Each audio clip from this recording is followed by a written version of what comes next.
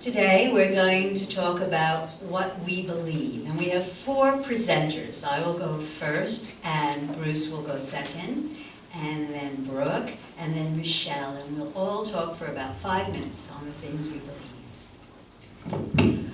I believe in the Divine Mother.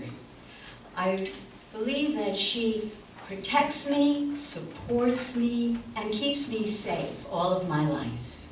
And I live by her values. As the mother of life, everyone is her child.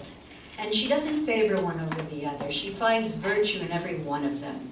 And I try to live my life in that manner, to love everyone for the beauty that I can see in them. And there was a time in the early 90s when I was writing a book about the goddess Inanna. And I came to the part where she was queen of heaven and earth. And I realized I couldn't write the chapter because what do I know about the power of heaven and earth? So in meditation, I asked the Divine Mother how I could learn. And she said, I must go out in the world. I said, how do I do that? I had a full schedule running a graduate school and taking care of lots and lots of children. So she said, to go out in the world, you have to go in. As far in as you go is how far out you'll go. So I moved into a tent 11 by 18 in the forest, where I stayed for the next 6 years, 6 months a year. I was forced out in winter. And so, during that time, I came to really know my inner self. I came to know nature, and I came to know the Divine Mother. There were times when the lions would walk around my tent, or when the bear would come to visit, or when some big creature was knocking down little trees in the middle of the night, and I knew terror, absolute terror. And instead of shying back from terror, as most people do, I would surrender into the arms of the Divine Mother. And in that experience, my experience would turn from terror to absolute delicious bliss. And so whenever terror came upon me, I no longer shied back. I knew I had to ride it like a surf, and I would wind up in this delicious bliss. And that's how I came to know the Mother. And then there was a time when I found out that she would always be there for me no matter what. I was in the Middle East, and I had an abscess in my leg the size of a grapefruit. And I went across the path to the clinic there, and the nurse who spoke only Hebrew and the doctor who spoke only Romanian conveyed to me that I would get this, I'd have to go to the city and have it operated on today, or it will be cut off tomorrow. I didn't know where I was. I had been taken there unconscious because I was really sick. I'd been poisoned. And I had no money, nor had I ever seen it. I'd been living for a year on a British kibbutz. So I didn't learn Hebrew.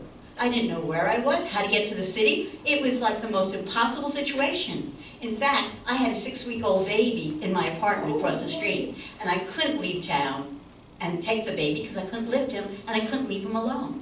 It was impossible. I stepped outside of that clinic and I stood there in total shock. And just then, a man ran up to me and said, "Oh, I'm so excited. You must be the American. You're the first American I've seen. I've been living here for decades." And it's like, you're glad to see me? Let me tell you my story. And so he took the baby, his son took me to the hospital, and they scooped out all the infection, and they wanted to tie me up because there were no anesthetics. And I said, no, I don't want to be tied up, but I won't interrupt. And so I put myself in a state of self-hypnosis, and I was conscious through the whole surgery, but it never, ever hurt. My only experience was someone over there is trying to get my attention, but I'm too busy focusing on these numbers, and I'll pay attention to her later.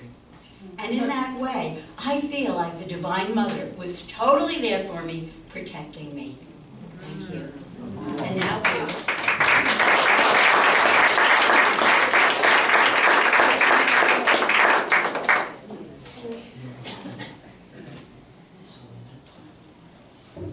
I got a few notes, maybe my memory is not the best. Let me give you a journey of my spiritual life, and whether I believe or not. In the mic. I speak pretty loud, that might blow them out. When I was young, I was raised with no religious influence in my family. My grandparents were my parents.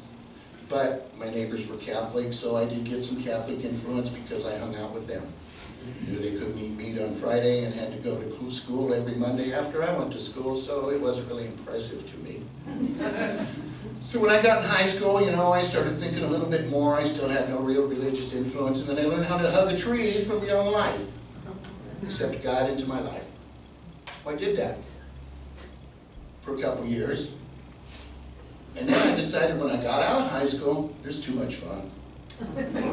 I became a heathen. Sex, drugs, and rock and roll for many years. And then I met another Catholic girl who insisted if I wanted to go with her, I had to attend catechism. So I started attending catechisms. And I saw the hypocrisy of that religion, and I noticed a friend of ours got offered an annulment for a suggested donation. What does that tell you? Back to hedonism. Somehow I always find the women I'm attracted to are total opposites. Where did I go next? I became a snake handler. Assembly of God. Evangelical. Touching of hands, slaying of the Spirit. All of it. But I couldn't talk in tongues. I sure didn't understand that. I had a lot of spirit because everybody's screaming and yelling and I'm happy as heck. But I couldn't understand the blind faith. I'm a scientist. You have to show me. Neil Tyson deGrasse said, science is the ability to adapt to what is observed. Faith is the ability to deny what is observed. So what did I do? I started studying some more religions. I studied some Judaism. I studied some Rastafarian. I studied some more Catholicism and realized that, wow, with Catholics I can sin every week and then get forgiven and still go to heaven. Now if I'm evangelical, I can sin for the lifetime as long as I remember to ask God for forgiveness before I die. So to me that seems a little ambiguous, especially since I am a scientist and I need you to show me the facts and show me what's working. If you were of the Bakuba tribe of the Congo, your God is a white giant named Mumba, who created heaven and earth and all the people, not heaven, they don't believe in heaven, earth and all the people, 2 days regurgitating. Pain in his stomach one day, regurgitated earth. Pain in his stomach the next day, regurgitated mankind. What do the Bakuba think about some spirit bringing 2 naked people to the garden? They don't understand that creationism. So I'm thinking, who is right? I'm not a Bible believer. If I did believe in the Bible, I believe there were one Bible, 10 Commandments came down, if that's true. The rest to me are interpretations of people's, what they think those 10 Commandments meant. Those Bibles progressed with society. We had our First Testament, our Old Testament. Fear of God, a lot of violence, a lot of blood. Well, this wasn't bringing a lot of people in to have the common sense of doing to others as I want done unto me. So what they do, they wrote the New Testament. Love and acceptance and peace, right? So that's working a little bit, but that's getting out of hand. When's the next testament? These are all interpretations of common sense rules of society. Do unto you as you want, do unto others as you want done unto you. Common sense. So what am I? Am I Christian? Am I agnostic? Am I atheist? I am a possibilitarian. I believe anything is possible. I'm not ruling anything, anybody, anything out. It's all possible. My faith is in myself, I dictate my fate and my destiny by my choices, so God dwells within me.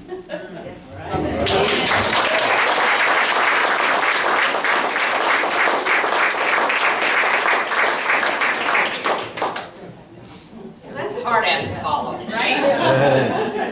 But I'm going to give it a shot. Good morning, everybody. See spirit, breathe spirit, live spirit. See love, breathe love, be love. I believe like Nin, I believe that I can see the God and Goddess that is expressed through each being. I believe that each of us is a beautiful flower in Spirit's garden. Each of us is unique and special with unique and wonderful gifts and talents, and I certainly see that here.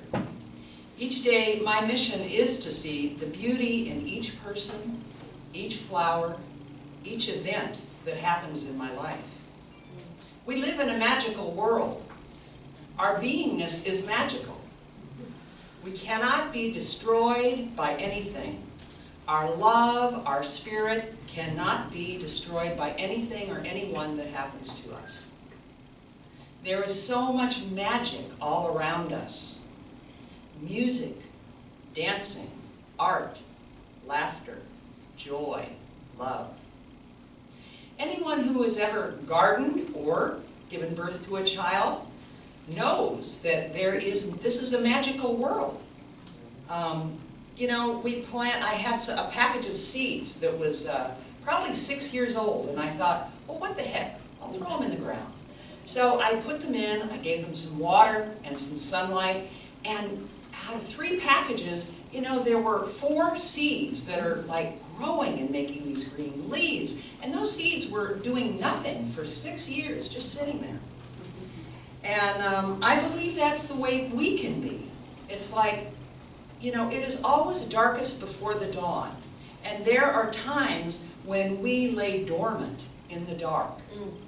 And it could be months, it could be years, it could be a whole lifetime. But the truth is, when we choose to allow the light and love of Spirit to enter our souls, we come alive again, just like that seed. I believe in the magic and power of love to heal all wounds. And again, I believe that my highest aspiration is to see Spirit in myself, in each of you, and in every being and everything that happens. And sometimes this is easy. Sometimes this is more difficult. I believe that my higher self is continually inspiring me to be more creative, more loving and helpful, and to take more risks. Spirit guides every moment of my day, and I have amazing coincidences and interactions with beings in each and every moment that are very fulfilling. I believe in the power of laughter as a tool to raise our vibrational energy. And laughter for me is not at anyone's expense. I recently put out the idea that I have for world peace. And that is that everybody gets naked and we have a food fight.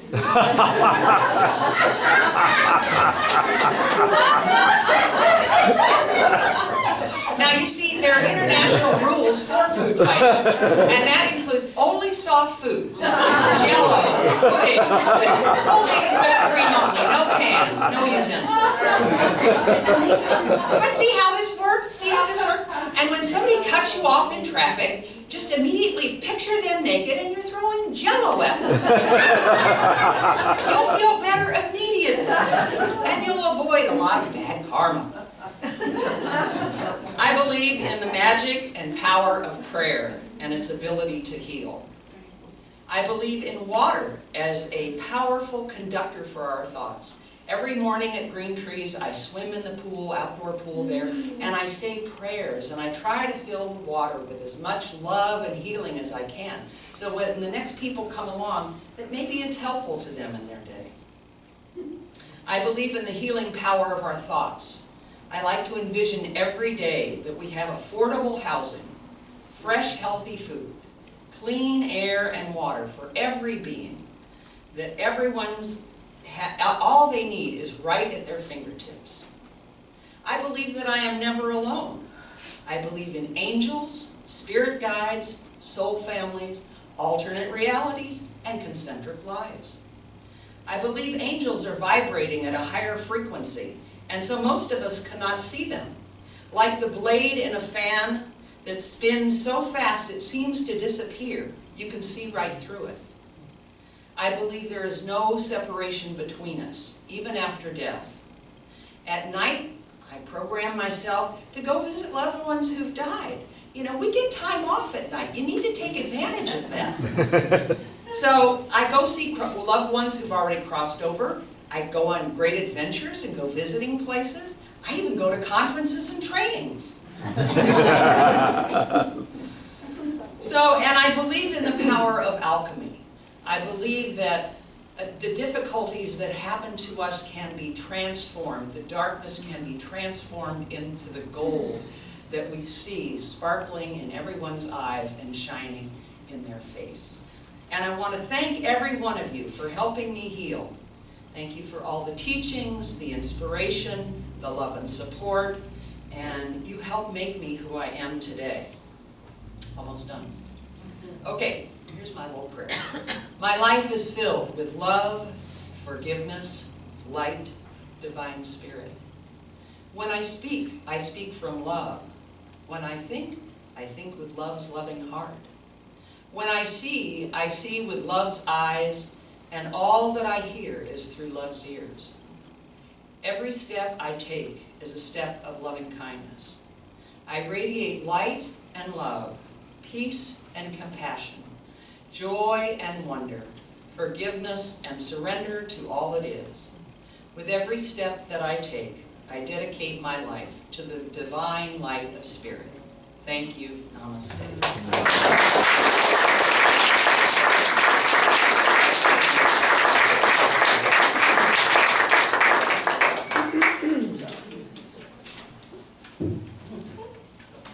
Okay. I don't know. That is the core of my belief. I don't know. But I don't know makes everything possible. And it encourages awareness, a continuous consciousness. It invites choice, creativity, and expansion. When I was young, I really loved rocks. I knew they had something in them. And later, it was trees, and I would sit below them, and they would heal me. And there was more of a sanctuary amongst those trees than I found in any church. That was my sanctuary. Now the neat thing is, in Sunday school, they did tell me that God was everywhere. And so I began to wonder, well then where is God not? It took me a while to figure out that God being everywhere didn't mean just out here, but that maybe it meant in me too. Had to wrestle with that one because no traditions appreciate that. And so as I continued, I continued to make changes and saw things from a little different perspective.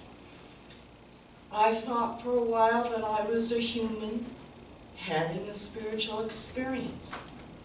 Then I thought, oh, how about I'm spirit experiencing being a human? The thing is that if God is everywhere, which is almost beyond my imagination, including in me, beyond my imagination, and everything is one, then I don't know the name for it. I've used God, Goddess, Great Spirit, as some of them love, I am, it is. It's almost like it's so awesome that I have no word for it. So I just elect anyone I want at any given time and call it good. When I was in college, I was in a special part of the college where we could design our own courses, and the whole coursework was a tutorial with a final paper due. So I elected to design a course on religions. I wanted to study all the major religions, but I wanted to study them to find inclusivity instead of exclusivity. What did they share? And I got some great things out of that, because there was the introduction of yin-yang. And I thought, yeah, we live all the time in this spectrum of polarities, of opposites. And the question is, where are we on that continuum? And then I got into Taoism, where they said, to know is to not know. And to not know is to know. Well, that fit with me. So looking at that continuum, I remembered that in 5th grade I had been just awestruck, and I didn't know why, with the whole notion of balance that came out of the Greeks. And I began to think about that, and as you're in this continuum, the balance is the center. And I think there is where we reach the heart of the matter. And then I wondered about death. So I went to bed one night and I wanted to know, what is death? What is that about? And I had a dream. And in my dream, I was at a rally, not surprising, and I was protesting.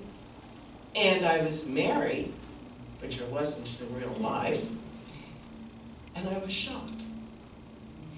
And unbelievable, you know, they say you can't see your death. Well, in my dream, I did see my death. And I saw myself like energy just gathering together in kind of a funnel. And then all of a sudden, I was just in this like pink, up above me and looking down and going, I'm not that, looking at my body. And that pink, I was just, it was like such an incredible love. It was beyond description. It was like there was no place that love was not. And it was peaceful, and it was silent, and it was marvelous. And so I thought, okay, well, that's death, all right. So getting back to the heart of the matter then is love, which is our center chakra. It is the heart of the matter, of us, of this that we're in. And I think of love as a trinity, a holy trinity. Because first there's the decision to love. You have to be willing to love. You have to be willing to love yourself. You have to be willing to love others. You have to be willing to love what's around you. You have to be willing to love the trees and the rocks. It's that decision. When you have the decision that opens your heart, however wide, and sometimes it closes a little bit more and then opens up some more, you have an emotion. And that emotion of love is the second prong. And it's warm, and it's peaceful, and it's accepting, and it's inviting. And then you have, out of that, the third thing, behavior. Loving behavior. I have heard people talk about they're so in love, but they forget to show the behavior. So they're still stuck on 2. Come on into 3, because behavior is that loving behavior, that compassion, that kindness, that respect, that acceptance, that appreciation for diversity. Because look around you. Obviously, whatever this is really loves diversity. You might as well get in the program. So that's my what I think of as the Holy Trinity of love. And it invites service and kindness, appreciation, and grace. I've been a therapist, social worker, whatever, for 45 plus years now. And those have been the most inspiring moments. That's where I really find me, believe it or not. Because when I walk into someone's house, or someone walks into my office, or I walk into their space, I leave everything else outside the door. Ego, concerns, everything else outside. I'm there for them. I'm honored to be in their space. I'm honored. I get to see so many different ways of living. I am honored that I get to hear so many and live so many stories. It is my job to come from that third, that heart chakra, that center, to provide what love provides, a safe space, to know that they did not show up and I did not show up by accident, that this is meant to be, that I am their witness to those things that are hard to talk about, that I can assist them, follow them, as maybe they're retrieving something from back here that made part of them get stuck and not available. To bring that forward, to forgiving to their present moment, to notice the gift that pain can bring, but only when you do the process of working it through. It allows for growth.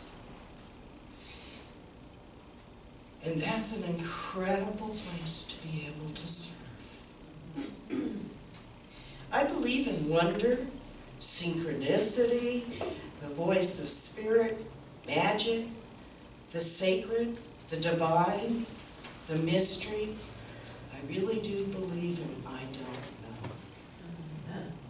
As a continuous consciousness that asks for our awareness.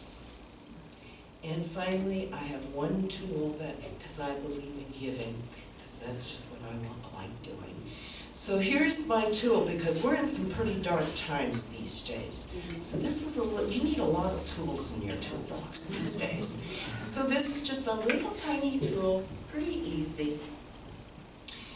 We read a reading about how we walk in beauty several Sundays ago.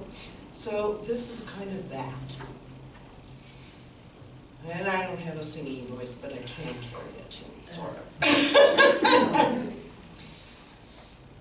Now I walk in beauty, beauty is before me, beauty is behind me, above and below me. How you make it your tools, you can add any word. Now I walk in thanks, thankful is behind me.